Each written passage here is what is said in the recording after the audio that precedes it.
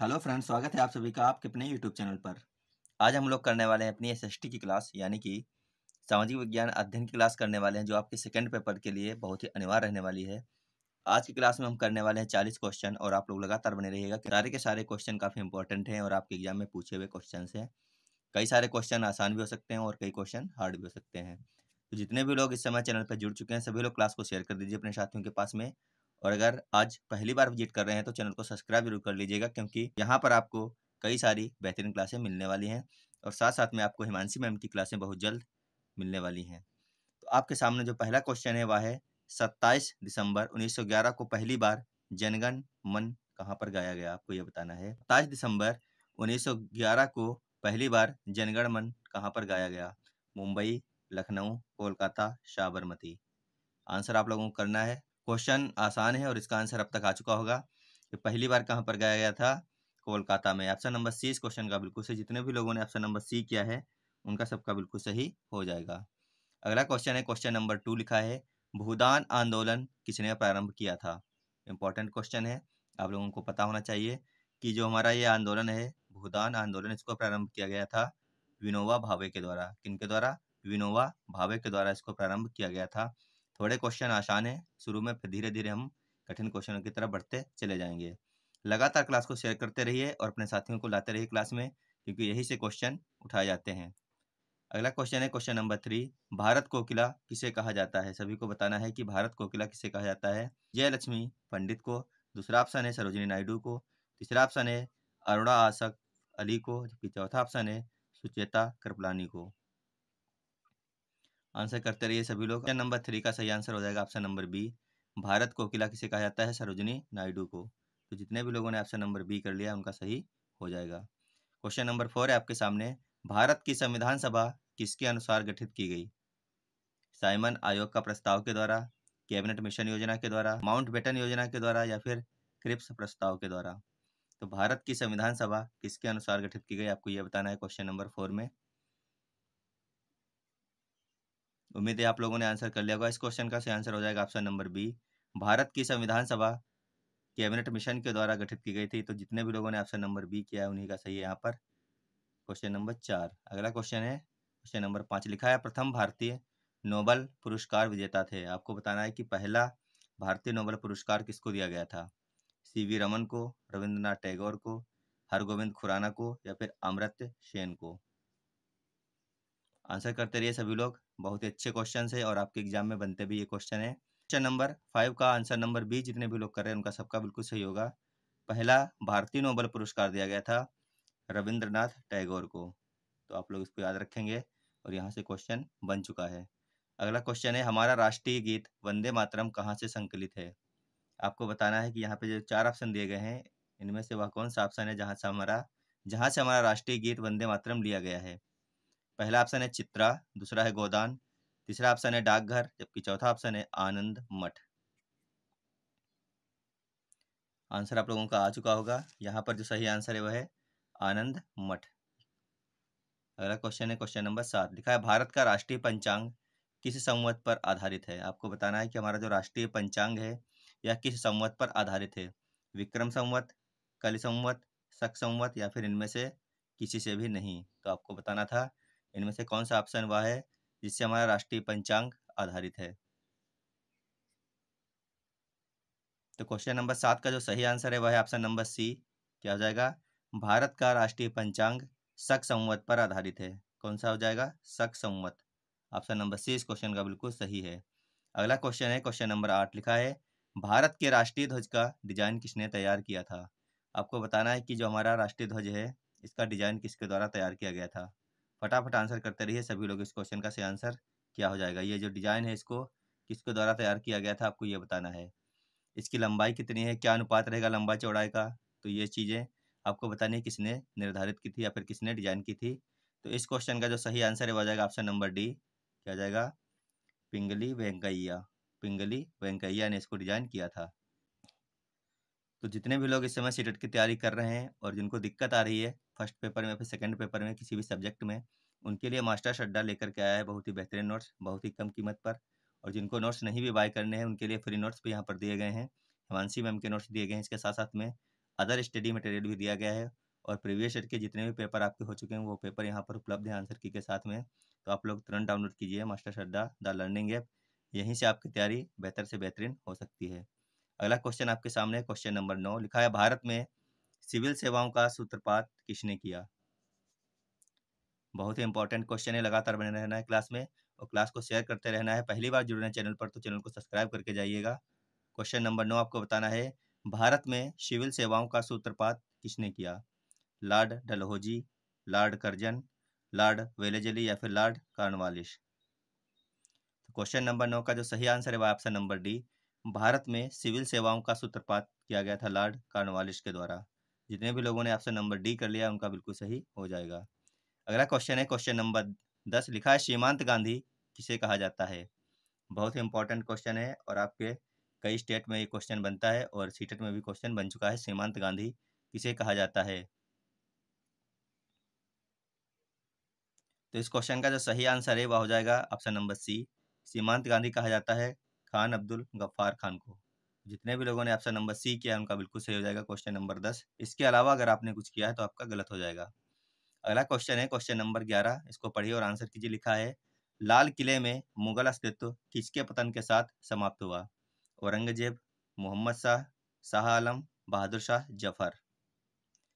तो आंसर कीजिए, काफी इंपॉर्टेंट क्वेश्चन था ये।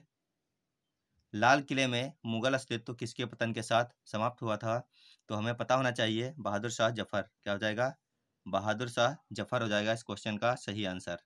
अगला क्वेश्चन है क्वेश्चन नंबर 12, निम्नलिखित में से कौन सी संधि ने पेशवा बाजीराव द्वितीय के स्वतंत्र अस्तित्व को समाप्त कर दिया? पहला ऑप्शन लिखा है पुरंदर की संधि, दूसरा ऑप्शन लिखा है वाट गांव की कन्वेंशन, जबकि तीसरा ऑप्शन लिखा है बेसिन की संधि और चौथा ऑप्शन है सालबाई की संधि। फटाफट आंसर कीजिए सभी लोग कि ऐसी कौन सी संधि थी जिसने पेशवा बाजीराव द्वितीय के स्वतंत्र अस्तित्व को समाप्त कर दिया था? क्वेश्चन नंबर 12 का जो सही आंसर है वह ऑप्शन नंबर सी, क्या हो जाएगा? बेसिन की संधि। अगला क्वेश्चन देखते हैं। अगला क्वेश्चन है क्वेश्चन नंबर 13, लिखा है, नाना साहब के नाम से कौन प्रसिद्ध था? इंपॉर्टेंट क्वेश्चन है, आंसर करना आप लोगों को है कि नाना साहब के नाम से कौन प्रसिद्ध था? बाजीराव प्रथम, बालाजी बाजीराव, बालाजी विश्वनाथ या फिर माधवराव? नाना साहब के नाम से जो प्रसिद्ध थे वो कौन थे? बालाजी बाजीराव, यानी ऑप्शन नंबर 20 क्वेश्चन का बिल्कुल सही हो जाएगा। अगला क्वेश्चन है क्वेश्चन नंबर 14, लिखा है, मराठा राज्य का दूसरा प्रवर्तक किसे कहा जाता है? फटाफट आंसर करते रहिए सभी लोग। मराठा राज्य का दूसरा प्रवर्तक किसे कहा जाता है? राजा राम को, बालाजी विश्वनाथ को, बाजीराव को या फिर बालाजी बाजीराव को? क्वेश्चन नंबर 14 का जो सही आंसर हो जाएगा वो हो जाएगा ऑप्शन नंबर बी, मराठा राज्य का दूसरा प्रवर्तक कहा जाता है बालाजी विश्वनाथ को। ऑप्शन नंबर 20 क्वेश्चन का बिल्कुल सही आंसर हो जाएगा। अगला क्वेश्चन है क्वेश्चन नंबर 15, आनंद मठ के लेखक कौन है? इंपॉर्टेंट क्वेश्चन है, आपको पता भी होना चाहिए, कई बार आप लोग इसको पढ़ चुके होंगे। इसका सही आंसर हो जाएगा option number B, Bankim Chandra Chatterjee. क्या हो जाएगा? आनंद मठ के लेखक हैं बंकिम चंद्र चटर्जी, यानी ऑप्शन नंबर 20 क्वेश्चन का सही है। अगला क्वेश्चन है, भारत में पहला समाचार पत्र किसने शुरू किया था? दादा भाई नौरोजी ने, सैयद अहमद खान ने या फिर रविंद्रनाथ टैगोर ने या फिर जेम्स हिक्की ने? आंसर आप लोगों को करना है, इंपॉर्टेंट क्वेश्चन है और बताइए इसका सही आंसर क्या होगा। भारत में पहला समाचार पत्र किसने शुरू किया था? तो जेम्स हिक्की ने शुरू किया था। ऑप्शन नंबर डी इस क्वेश्चन का बिल्कुल सही है। जितने भी लोगों ने ऑप्शन नंबर डी कर लिया उनका सही हो जाएगा। आज हम लोग करने वाले हैं 40 क्वेश्चन और अगर आपको दिक्कत आ रही है सामाजिक विज्ञान में तो हमारे पास मास्टर अड्डा ऐप के ऊपर ये नोट्स उपलब्ध हैं। एसएसटी के बहुत ही बेहतरीन नोट्स हैं। साथ साथ में आपके पास में अगर ईवीएस के नोट्स नहीं है, सीडीपी के नहीं है, जितने भी सब्जेक्ट हैं फर्स्ट पेपर में सभी नोट्स आपके लिए यहाँ पर उपलब्ध करवाए गए हैं। तो आप लोग भी एक बार जाइए मास्टर अड्डा द लर्निंग ऐप के ऊपर और वहाँ पर जा करके आप लोग अपनी तैयारी को अच्छी तरीके से कर सकते हैं। अगला क्वेश्चन देखते हैं, क्वेश्चन नंबर 17 है। लिखा है, भारतीय राजनीति में 1947 के बाद किस महिला ने सर्वाधिक योगदान दिया? आपको बताना है कि 1947 के बाद में इनमें से वह कौन सी महिला जिसने सर्वाधिक योगदान दिया भारतीय राजनीति में? पहला देखिए ऑप्शन लिखा है अरुणा आसफ अली, दूसरा ऑप्शन लिखा है कमला रानी सिंह, तीसरा ऑप्शन लिखा है तारकेश्वरी सिन्हा, जबकि चौथा ऑप्शन लिखा है राबड़ी देवी। तो आपको बताना है इनमें से कौन सा ऑप्शन सही हो जाएगा। तो क्वेश्चन नंबर 17 के लिए ऑप्शन नंबर ए आपका बिल्कुल सही हो जाएगा। भारतीय राजनीति में 1947 के बाद जिस महिला ने सर्वाधिक योगदान दिया हुआ है अरुणा आसफ अली। ऑप्शन नंबर ए इस क्वेश्चन का बिल्कुल सही हो जाएगा। अगला क्वेश्चन है आपके सामने, वंदे मातरम गीत किसने लिखा? फटाफट आंसर कीजिए सभी लोग। रविंद्रनाथ टैगोर ने लिखा था, नव गोपाल मिश्रा ने लिखा था, बंकिम चंद्र चटर्जी ने लिखा, या फिर गिरीश चंद्र घोष ने लिखा? वंदे मातरम के रचयिता कौन है आपको ये बताना है। तो क्वेश्चन नंबर 18 का ऑप्शन नंबर सी बिल्कुल सही है, बंकिम चंद्र चटर्जी। इसके द्वारा लिखा गया था, बंकिम चंद्र चटर्जी के द्वारा लिखा गया था वंदे मातरम।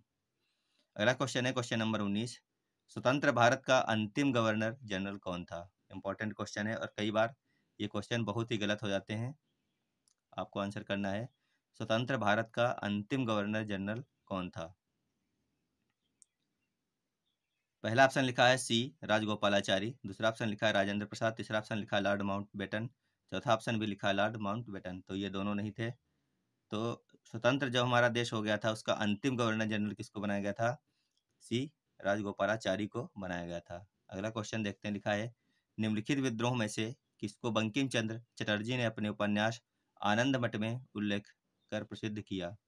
पहला ऑप्शन लिखा है भील विद्रोह, दूसरा ऑप्शन लिखा है रंगपुर तथा दीनापुर विद्रोह, तीसरा ऑप्शन लिखा है विष्णुपुर तथा वीरभूम विद्रोह, जबकि चौथा ऑप्शन लिखा है सन्यासी विद्रोह।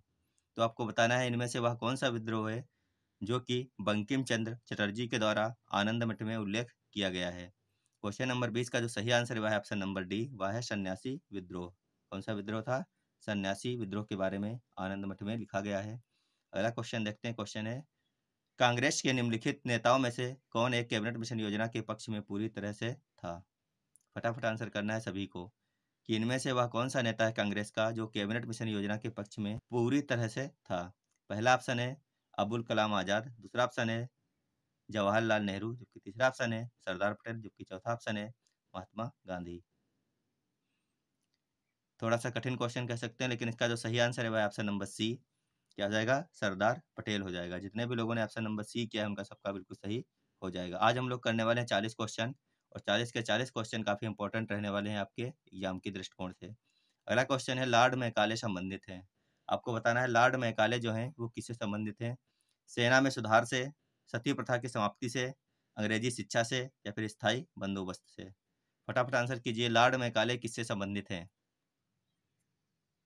तो क्वेश्चन नंबर 22 का जो सही आंसर है वह option number C, Lord Macaulay संबंधित है अंग्रेजी शिक्षा से। जितने भी लोगों ने ऑप्शन नंबर सी कर लिया है उनका सभी लोगों का बिल्कुल सही आंसर हो जाएगा। अगला क्वेश्चन है भारतीय विश्वविद्यालय अधिनियम किसने लागू किया? फटाफट आंसर कीजिए सभी लोग।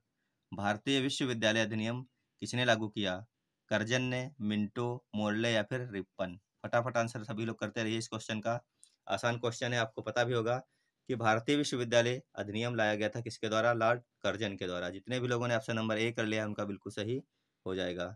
लॉर्ड कर्जन लेकर के आया था विश्वविद्यालय अधिनियम। अगला क्वेश्चन है किस वर्ष राष्ट्रीय गीत वंदे मातरम पहली बार गाया गया था? कई बार आप लोग पढ़ चुके हैं, आपको याद भी होगा, आप लोगों ने अपना आंसर भी कर लिया होगा। तो हमारा जो राष्ट्रीय गीत है वंदे मातरम, ये पहली बार गाया गया था 1896 गाया गया था 1896, यानी ऑप्शन नंबर ए इस क्वेश्चन का बिल्कुल सही हो जाएगा। अगला क्वेश्चन है निम्नलिखित में से कौन सी भारत में फ्रेंच बस्ती नहीं है? पांडिचेरी, माहे, गोवा, चंद्रनगर? इनमें से वह कौन सी बस्ती है जो फ्रेंच बस्ती नहीं है भारत में? तो क्वेश्चन नंबर 25 का जो सही आंसर है वह ऑप्शन नंबर सी क्या हो जाएगा? गोवा हो जाएगा। गोवा कैसी बस्ती है? फ्रेंच बस्ती नहीं है। अगला क्वेश्चन है क्वेश्चन नंबर 26, भारत के लिए समुद्री मार्ग की खोज का श्रेय जाता है? आपको बताना है कि जो भारत में समुद्री मार्ग की खोज की गई थी उसका श्रेय किसको जाता है? फ्रांसीसियों को, डच को, पुर्तगालियों को, या फिर अंग्रेजों को? फटाफट आंसर करिए सभी लोग क्वेश्चन नंबर 26 यानी कि 26 का। इस क्वेश्चन का सही आंसर हो जाएगा पुर्तगाली। क्या हो जाएगा? भारत में समुद्री मार्ग की खोज के लिए श्रेय जाता है पुर्तगालियों को। ऑप्शन नंबर सी इस क्वेश्चन का बिल्कुल सही आंसर रहने वाला है। अगला क्वेश्चन है क्वेश्चन नंबर 27, भारत में डच का सबसे प्रारंभिक उपनिवेश कहाँ था? तो सभी लोग आंसर कीजिए इसका कि भारत में डचों का सबसे प्रारंभिक उपनिवेश कहाँ पर हुआ था? क्या वो मसूलीपट्टनम था, पुलिकट था, सूरत था, या फिर अहमदाबाद था? क्वेश्चन नंबर 27 का सही आंसर है ऑप्शन नंबर बी, भारत में डच का पहला प्रारंभिक उपनिवेश था पुलिकट।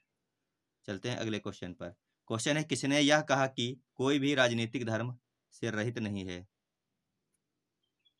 तो ये कहा गया था गांधी जी के द्वारा। ऑप्शन नंबर 20 क्वेश्चन का बिल्कुल सही हो जाएगा। चलते हैं अगले क्वेश्चन पर। क्वेश्चन है, देश बंधु की उपाधि किसके साथ संबंधित है? कहने का मतलब है कि देश बंधु की उपाधि जो है वह इनमें से किसके साथ जुड़ी हुई है, किसको कहा जाता है देश बंधु? क्या वो अम्बेडकर जी हैं, CR दास हैं, या फिर BC पाल हैं, या फिर रविन्द्रनाथ टैगोर हैं?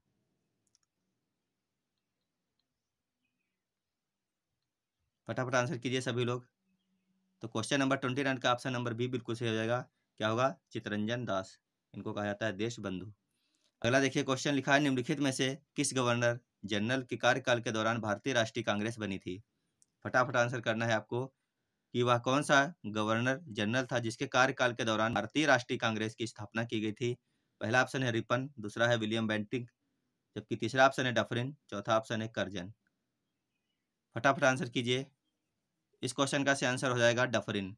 डफरिन के दिमाग की खोज कहा जाता है किसको? कांग्रेस को। ऑप्शन नंबर सी इस क्वेश्चन का बिल्कुल सही है। जितने भी लोगों ने ऑप्शन नंबर सी कर लिया उनका बिल्कुल सही होगा। डफरिन के कार्यकाल में भारतीय राष्ट्रीय कांग्रेस की स्थापना की गई थी। इंपॉर्टेंट क्वेश्चन है, टिक लगा लीजिए, स्क्रीनशॉट ले लीजिए इसका, क्योंकि एग्जाम में पूछा गया है कई बार ये क्वेश्चन। अगला क्वेश्चन है, निम्नलिखित में से पहली भारतीय महिला कौन है, कौन थी जो भारतीय राष्ट्रीय कांग्रेस की अध्यक्ष बनी? आपको बताना है इन चार में से वह कौन सी महिला है जो कि पहली बार भारतीय राष्ट्रीय कांग्रेस की अध्यक्ष बनी थी? क्या एनी बेसेंट, या फिर विजय लक्ष्मी पंडित हैं, कस्तूरबा गांधी है, या फिर सरोजिनी नायडू हैं? तो क्वेश्चन नंबर 31 का ऑप्शन नंबर डी बिल्कुल सही हो जाएगा। क्या हो जाएगा? सरोजिनी नायडू। ये अपने भारत की पहली महिला थी जो राष्ट्रीय कांग्रेस की अध्यक्ष बनाई गई थी। अगला क्वेश्चन है क्वेश्चन नंबर 32, बंगाल का पहला गवर्नर जनरल था? फटाफट आंसर कीजिए, काफी इंपॉर्टेंट क्वेश्चन है। बंगाल का पहला गवर्नर जनरल कौन था? क्लाइव था, वारन हेस्टिंग था, जॉन सोर था, या फिर कॉर्नवालिस था? तो बंगाल का पहला गवर्नर जनरल बनाया गया था वारन हेस्टिंग को। इसको बनाया गया था, वारन हेस्टिंग को बनाया गया था। ऑप्शन नंबर 20 क्वेश्चन के लिए बिल्कुल सही है। अगला क्वेश्चन देखते हैं, लिखा है, भारतीय राष्ट्रीय कांग्रेस के प्रथम मुसलमान अध्यक्ष कौन थे? इंपॉर्टेंट क्वेश्चन है, कई बार पूछा गया एग्जाम में है। भारतीय राष्ट्रीय कांग्रेस के प्रथम मुसलमान अध्यक्ष कौन थे? मोहम्मद अली जिन्ना थे, बदरुद्दीन तैयब, या फिर सर सैयद अहमद खान थे, या फिर अबुल कलाम आजाद थे? तो क्वेश्चन नंबर 33 का ऑप्शन नंबर बी बिल्कुल सही हो जाएगा। भारतीय राष्ट्रीय कांग्रेस के प्रथम मुसलमान अध्यक्ष थे बदरुद्दीन तैयब जी। अगला क्वेश्चन है, निम्नलिखित में से किसे फ्रंटियर गांधी के नाम से जाना जाता है? फ्रंटियर गांधी के नाम से किसको जाना जाता है? फटाफट आंसर कीजिए सभी लोग। इंपॉर्टेंट क्वेश्चन है और आप लोग कर चुके होंगे और पढ़ भी चुके होंगे। इसका सही आंसर है option number A, Khan Abdul Gaffar Khan. जितने भी लोगों ने ऑप्शन नंबर ए कर लिया उनका बिल्कुल सही हो जाएगा। खान अब्दुल गफ्फार खान को ही फ्रंटियर गांधी के नाम से जाना जाता है। अगला क्वेश्चन है, किस वायसराय के शासन में पहला उद्योगशाला अधिनियम पारित किया गया था? Curzon, Lytton, Ripon, Canning. वह वायसराय कौन है जिसके शासनकाल में पहला उद्योगशाला अधिनियम पारित किया गया था? तो इस क्वेश्चन का सही आंसर हो जाएगा रिपन। क्या हो जाएगा? रिपन के कार्यकाल में पहला उद्योगशाला अधिनियम पारित किया गया था। आप लोग इसको याद रखेंगे। अगला क्वेश्चन है, लाइफ डिवाइन पुस्तक के लेखक हैं? कई सारी पुस्तकें आपके एग्जाम में पूछी जाती हैं, आपको पता होना चाहिए। कई सारी पुस्तकें जो फेमस पुस्तकें हैं हिस्ट्री में, उनके नाम और उनके लेखक के नाम आपको दोनों पता होने चाहिए। तो लाइफ डिवाइन पुस्तक के लेखक इनमें से कौन है? महात्मा गांधी हैं, रविंद्रनाथ टैगोर हैं, राधा कृष्णन है, या फिर अरविंद घोष हैं? क्वेश्चन नंबर 36 का ऑप्शन नंबर डी बिल्कुल सही हो जाएगा। लाइफ डिवाइन पुस्तक के लेखक हैं Arvind Ghosh. Option number D इस क्वेश्चन का बिल्कुल सही आंसर हो गया। अगला क्वेश्चन है, 1909 के मार्ले मिंटो सुधार किस लिए विख्यात हैं? फटाफट आंसर करिए। पृथक निर्वाचन मंडल के लिए, प्रांतीय द्वितंत्र के लिए, या फिर प्रांतीय सुशासन के लिए, या फिर संघवाद के लिए? मार्ले मिंटो सुधार किस लिए विख्यात है आपको यह बताना है। तो इस क्वेश्चन का जो सही आंसर है वह ऑप्शन नंबर 1, 1909 के मार्ले मिंटो सुधार जो विख्यात है वह है पृथक निर्वाचन मंडल के लिए। ऑप्शन नंबर ए इस क्वेश्चन का बिल्कुल सही हो जाएगा। अगला क्वेश्चन है, भारत का अंतिम गवर्नर जनरल कौन था? अगर पूछा जाए स्वतंत्र भारत का अंतिम या फिर भारत का अंतिम, तो आपको एक ही आंसर चुनना है। तो यहाँ पर सही आंसर हो जाएगा सी राजगोपालाचारी। अगला क्वेश्चन है, उपनिवेशी भारत में निम्न में से किसने अखिल भारतीय दलित वर्ग संस्था? फटाफट आंसर कीजिए। उपनिवेशी भारत में निम्न में से किसने अखिल भारतीय दलित वर्ग संस्था आयोजित की थी? पहला ऑप्शन है MK गांधी, दूसरा ऑप्शन है ज्योतिबा फूले, तीसरा ऑप्शन है पंडित रामाबाई, जबकि चौथा ऑप्शन है BR अम्बेडकर। आंसर है वो हो जाएगा option number D, doctor Bhimrao Ambedkar के द्वारा अखिल भारतीय दलित वर्ग संस्था आयोजित की गई थी। जितने भी लोगों ने ऑप्शन नंबर डी कर लिया उनका बिल्कुल सही हो जाएगा। अगला और अंतिम क्वेश्चन है, कलकत्ता, मद्रास तथा बंबई में उच्च न्यायालय निम्नलिखित में से किस वायसराय के कार्यकाल में अस्तित्व में आए थे? बहुत ही इंपॉर्टेंट क्वेश्चन है, फटाफट आंसर कीजिए। उम्मीद है सही आंसर कर लेंगे आप लोग। कलकत्ता, मद्रास, बंबई में उच्च न्यायालय निम्नलिखित में से किस वायसराय के कार्यकाल में अस्तित्व में आए थे? Canning, Cornwallis, Lawrence, Dalhousie. तो इसका जो सही आंसर है वह है option number C, John Lawrence. जितने भी लोगों ने ऑप्शन नंबर सी कर लिया उनका बिल्कुल सही हो जाएगा। आपको बताना है कि आपके 40 में से कितने क्वेश्चन सही निकले। क्या आपके 30 या फिर 35 तक क्वेश्चन सही निकल रहे हैं या फिर नहीं निकल रहे हैं, आप लोग कमेंट बॉक्स में जरूर बताइएगा। और जिनको अभी दिक्कत हो रही है पेपर हल करने में, वो लोग तुरंत मास्टर्स अड्डा पर जाइए और वहाँ से अपने 100-150 रुपये में नोट्स आपको मिल रहे हैं, तुरंत उनको बाय करिए और अपनी तैयारी को बेहतरीन कर लीजिए, क्योंकि कई सारे राज्यों में लगातार टीचर की भर्ती निकल रही है और आगे भी इसी प्रकार से निकलती रहेंगी। तो आपको इस बार ज़रूर सीटेट पास करना है। इसके लिए आपको एक बेहतरीन नोट्स की ज़रूरत है, जो आपको मास्टर्स अड्डा ऐप पर फ्री और पेड दोनों ही माध्यम में उपलब्ध कराए गए हैं। वहाँ से आपकी तैयारी अच्छी हो जाएगी। मिलेंगे आप लोगों को अगली क्लास में। जब तक आप लोग पढ़ते रहिए, स्वस्थ रहिए, मस्त रहिए। धन्यवाद, बाय बाय।